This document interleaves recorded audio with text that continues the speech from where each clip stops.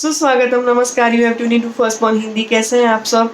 आज मेरी जो ये कोविड की जर्नी है उसका 11th डे है और भगवान की दया से आप सबकी दुआओं की वजह से मैं रिकवर होने को आई हूँ ऑलमोस्ट। तो अभी सिर्फ 4 ही दिन बाकी है मेरे क्वारंटाइन के।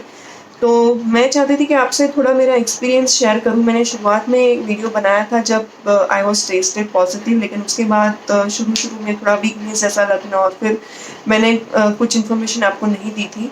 लेकिन मुझे लगा कि अभी मैं आपको बताऊं कि किस तरीके से इसमें आप जल्दी से जल्दी रिकवर हो सकते हो।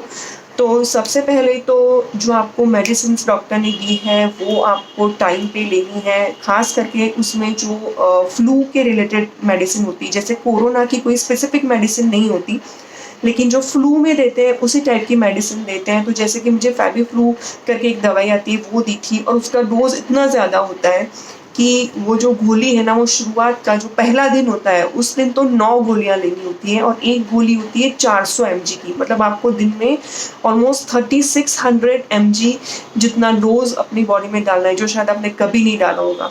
और फिर दूसरे दिन से वो सुबह शाम वो जो गोली है वो दो दो लेनी होती है, मतलब कि 800 और 1600 mg रोज डालनी होती है। और उसके अलावा जो है वो विटामिन की गोलियां होती है, विटामिन सी की होती है। और ये सब चीज़ें आपको ऑब्वियसली कंपल्सरीली आपको खाना खाने के बाद मोस्टली लेनी होती है। सिर्फ एक जो एरिथ्रोमाइसिन होती है वो आपको खाने के पहले लेनी होती है, लेकिन ये आपको ध्यान दे के याद रख के सब दवाइयाँ लेनी है विदाउट एनी फेल, क्योंकि यही जो है आपकी बॉडी में रिकवरी करेंगी। शुरू में जब आप ये दवाइयाँ लेंगे तो आपको बिल्कुल भी अच्छा नहीं लगेगा। ऊपर से एक तो अगर आपको बुखार वगैरह आया हुआ है और जो भी और सिम्टम्स हैं उसकी वजह से आपका मुंह भी खराब हो जाएगा। एंड देन धीरे धीरे ऐसा होता है ना कि खाना आपको अच्छा ही नहीं लगता, मतलब टेस्ट तो आता ही नहीं है, लेकिन आपको भूख भी नहीं लगती, मन ही नहीं करता खाने का। ऐसे लगेगा आप पता ही नहीं क्या खा रहे हो। आप चाहे रोटी खा रहे हो, आप चाहे दाल चावल खा रहे हो, सब आपको सेम लगता है। लेकिन ये शुरुआत के दिनों में होता है, फिर धीरे धीरे जैसे आपकी रिकवरी होती जाती है तो ये चीज़ कम होती जाती है। अभी आज मेरा 11th डे है और पिछले दो तीन दिन से शायद थोड़ा थोड़ा टेस्ट मुझे आने लगा है। मतलब कि आने लगा इन द सेंस कि जैसे कि तीखा है तो ऐसा नहीं है कि एकदम परफेक्ट तीखा टेस्ट आ जाएगा, लेकिन पता चलेगा कि थोड़ा तीखा है ये। या फिर जो विटामिन सी की गोली होती है उसमें पता चलता है कि ये थोड़ी खट्टी है, ऐसा। तो इस तरीके से धीरे धीरे टेस्ट आना शुरू होता है। और आपको क्या करना होता है, आई रियली होप कि किसी के साथ ऐसा हो ही नहीं, लेकिन जो ध्यान रखना है वो है कि आप काढ़ा वगैरह पीजिए। काढ़ा अगर आप नहीं इतना पी सकते हैं मैं बोलूँगी तो एटलीस्ट आप नींबू डाल के, गर्म पानी करके नींबू डाल के उसमें पिए। काढ़ा भी ट्राई करिए एक दिन में एक बार पीने का। जो मैंने एक्चुअली शुरुआत के 4-5 दिन शायद मैंने पिया होगा, या 3-4 दिन काढ़ा। और वो भी मैंने घर में ग्रीन टी वाला काढ़ा था जिसमें सारी चीज़ें अदरक, लहसुन और ये वो सब जो आयुर्वेदिक था वो डाला हुआ था, तो वो मैं पीती थी। शुरुआत के दिनों में मैंने पिया। गर्म पानी आपको पीना चाहिए, मैं इतना नहीं पीती थी, लेकिन आपको 2 टाइम एटलीस्ट गर्म पानी पीना चाहिए। तीसरा जो आप कर सकते हैं वो है स्टीम लेना। स्टीम लेना बहुत इंपॉर्टेंट है, एटलीस्ट दिन में 2 बार, और हो सके तो 3-4 बार आप ले सकते हो। स्टीम लेने का जो तरीका है वो मेरे हस्बैंड ने मुझे बताया था कि आप जब भी स्टीम ले रहे हो तो आप इनहेल करोगे, तो थोड़ी देर के लिए आपको वो श्वास अंदर रोक के रखना है, ताकि वो जो गर्म हवा है आपके नाक और आपके फेफड़ों में जाएगी तो अगर कोई भी कोरोना के अगर वायरस है तो वो हट जाएंगे और वो चले जाएंगे। तो ये उसकी टेक्निक होती है। फिर इस तरीके से आपको डीप ब्रेथ करके उसको रोक के रखना है। तो स्टीम आपको लेनी है, ये बहुत ही ज़्यादा हेल्पफुल है। उसमें आप यूकेलिप्टस की गोलियाँ आती है, यूकेलिप्टस ऑयल की, वो आप डाल सकते हैं, या फिर डायरेक्ट यूकेलिप्टस ऑयल डाल सकते हैं। कुछ नहीं तो विक्स या फिर बाम वगैरह है वो डाल सकते हैं। अगर आप डाल नहीं सकते हैं तो आप क्या करो कि आप विक्स सिर्फ लगा दो जब भी आप ले रहे हो स्टीम टाइम में, तो उससे भी आपको उसका जो स्मेल है वो आपके अंदर जाएगी और आपको फ़ायदा होगा।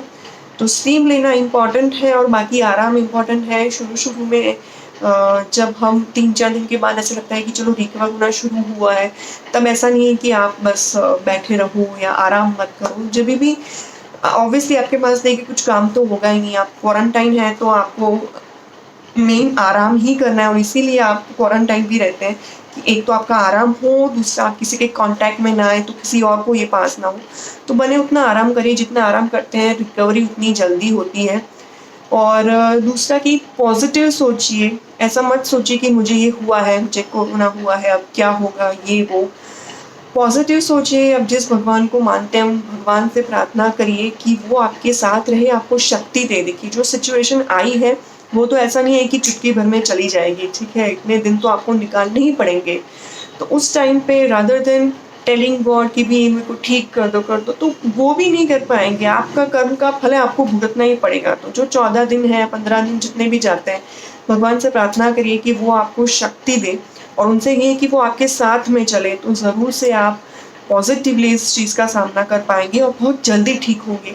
So rather than thinking on that negative direction only, आप जो भी आपको अच्छा लगता है, सीरीज़ आप कोई देख सकते हैं अच्छी वाली, या फिर आप कोई भजन वगैरह आपको अच्छा लगता है, कोई ऐसी माइथोलॉजिकल सीरियल आपको अच्छी लगती है, गाने, फिल्म, जो भी आपके पास बहुत समय है तो आप कर सकते हैं। मेडिटेशन कर सकते हैं, इन सब चीज़ों से आपको फ़ायदा होगा और आपका जो ध्यान है ना वो डाइवर्टेड रहेगा। और जब भी कोई नेगेटिव थॉट आने की कोशिश करता है, उसको बने तब तक वहीं पे रोक दीजिए, उसको आगे ही मत बढ़ने दीजिए, ताकि आपको वो जो एक नेगेटिव दिशा में अगर आप एक बार चलना शुरू करते हैं ना, तो फिर पीछे मुड़ के आना थोड़ा डिफिकल्ट हो जाता है। तो अपने आप को पहले ही रोक देना है कि गलत रास्ता ही ना चुने, तो फिर आगे गलत दिशा में भटकना आपको होगा ही नहीं। और स्ट्रॉन्ग रहिए, पॉजिटिव रहिए, तो ही आप कर पाएंगे। मैं शिवन्या से कभी इतना दूर रही नहीं हूँ, जब से वो पैदा हुए तब से कभी भी ऐसा नहीं हो कि मैं उसके बिना, मतलब मैं रात को सोई हूँ कहीं पे। लेकिन ये ऐसे दिन थे कि जब मैं उसको अपने साथ नहीं रख सकती थी। शुरू में उसको ऐसा लगता था, लेकिन अब उसको भी आदत होगी। मैंने भगवान पे छोड़ दिया था कि देखिए अब आप जो है वो शिवन्या का देखिए, उसको कोई प्रॉब्लम ना हो, वो दुखी ना रहे, खुश रहे। मैं भले उसके साथ नहीं हूँ, लेकिन वो जो भी उसका नॉर्मल रूटीन है वो अच्छे तरीके से करे। और उसको भी मैंने बोला भगवान को कि भी आप उसको भी थोड़ा ऐसे मेंटली स्ट्रांग बनाइएगा। वो भी, उसको भी मैं समझा देती, शिवन्या को भी, कि तुम बेटा किसी को परेशान मत करना, बाबा को या दादी को परेशान मत करना। And she was like yes, she was listening. तो कहीं ना कहीं ये स्ट्रेंथ जो है भगवान ने ही दिया है मुझे या उसे। और इवन मेरी फैमिली में मेरे हस्बैंड, मेरी मदर इन लॉ, सभी ने बहुत ही स्ट्रॉन्ग तरीके से हैंडल किया है। I use to break down sometimes, जब शिवन्या मुझे बोलती थी कि मम्मा तुम कैसी हो, मम्मा तुम्हें बाहर आना है, yes, but then immediately I was standing with positivity कि नहीं, मेरे को ये नहीं सोचना है। अगर मैं उसके साथ नहीं हूँ तो उसके अच्छे के लिए, अगर साथ में जाती हूँ तो प्रॉब्लम होगा। कल उसका बर्थडे था और उसमें भी मैं उसके साथ नहीं रह पाई, तो थोड़ा मुझे लगा था, तकलीफ हुई थी, लेकिन फिर आई वॉज ओके। और उसको बहुत ही ऐसा था कि मेरा बर्थडे आए, तो केक वगैरह लाए हुए थे। और मेरे, जैसे मैंने बोला कि मैं ये जहाँ पे रहती हूँ, ये रूम में, यहाँ पे बालकनी है बाहर, और वहाँ से घर के अंदर दिखता है। सो आई वॉज स्टैंडिंग देयर, और फिर केक वगैरह अंदर कट कर रहे थे डाइनिंग टेबल पे सब सजा के। तो वो इतना खुश हो रही थी और उसको हैप्पी बर्थडे बोल रहे थे, तो उसके पापा को वो बोलती अब मैं खाऊं। So she was very excited, उसको केक खाना, मतलब उसको बहुत मन से कर रही थी। And I was really very happy कि उसका जो, उसको उसकी खुशी जो होनी चाहिए ना उसके बर्थडे के दिन पे, वो हुआ।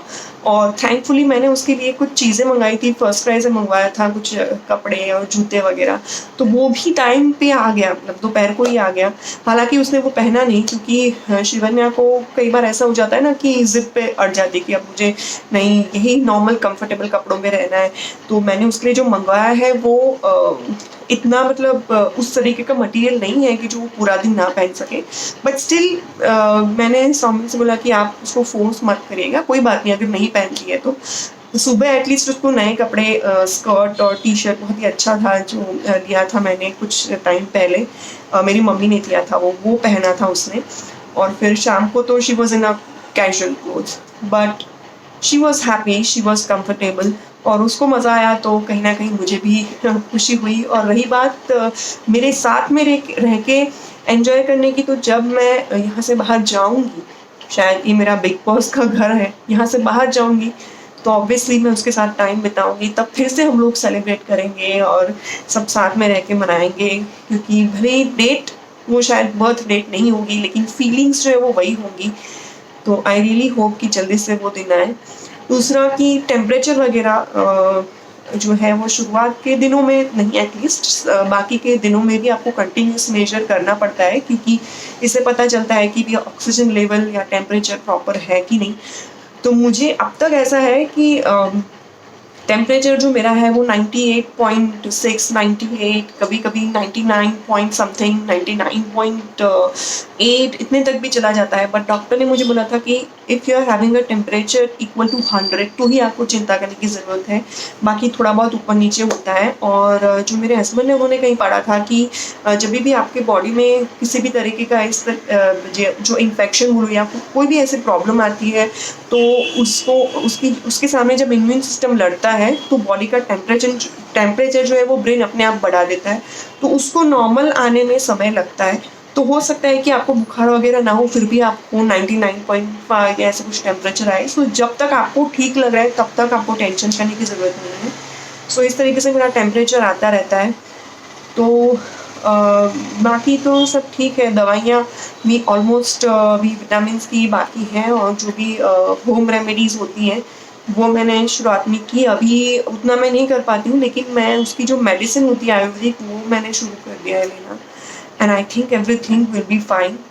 सो बस ये अपडेट था, मैं आपके साथ शेयर करना चाहती थी।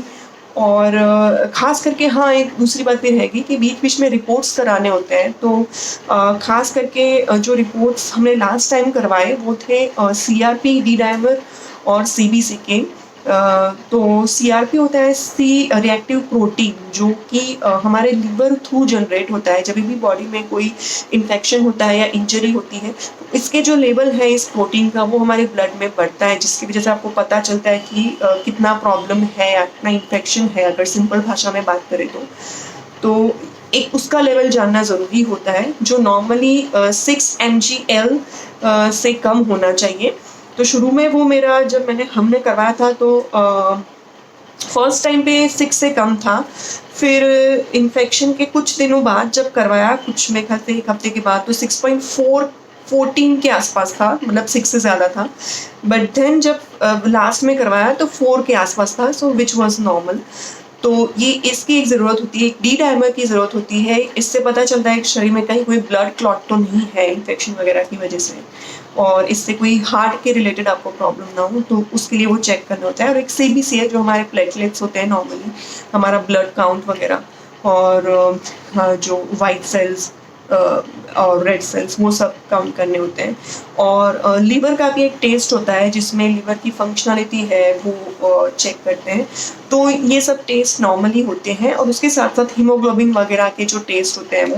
बट एंड में ये 3 टेस्ट खास करवाने थे, सीबीसी, सीआरपी और डी डायमर, जिससे पता चले कि किस तरीके का जो बॉडी अभी रिस्पॉन्ड कर रहा है। और भगवान की दया से वो काफ़ी नॉर्मल था। जो लीवर का एक था उसमें थोड़ा अभी वैल्यू ज़्यादा थी, बट डॉक्टर साहब की वो टाइम पे हो जाएगी, थोड़े दिनों में अपने आप से हो जाएगा वो। सो ये सारे टेस्ट थे। बीच में एक बार सिटी स्कैन करवाया था, ताकि पता चले कि लंग्स में इन्फेक्शन है कि नहीं। तो डॉक्टर ने बोला कि 1 हफ्ते के बाद, जब भी मैंने उनसे बात की तो वो बोले कि अभी 1 हफ्ता हो गया है, सो अभी इट्स अ राइट टाइम कि आप एक बार चेक करवा लो। तो सिटी स्कैन थ्रू पता चला कि लंग में कोई इन्फेक्शन है कि नहीं। तो भगवान की दया से लंग में कोई इन्फेक्शन नहीं था। So he said it's a plus point. और ऐसा करते करते, पॉजिटिवली सोचते सोचते, दवाइयाँ लेते लेते, और भगवान की दया से मैं ठीक हो रही हूँ। और आप सबको थैंक यू सो मच कि आपने सारी जो दुआएं दी, वो मेरे लिए बहुत बड़ी बात है। आप देते रहिए दुआएं, और बस मैं जल्दी से ठीक हो जाऊँ, फिर से अपना काम शुरू कर लेंगे। मैं ट्राई करूँगी कि अभी जो दिन है उसमें भी मैं कोई वीडियोस वगैरह बनाऊँ। So thank you so much. मैं बहुत ज़्यादा बोली हूँ अभी तो अभी मुझे स्टॉप होना पड़ेगा। सो अब मिलेंगे अगले वीडियो में, तब तक के लिए bye bye and do take care of yourself.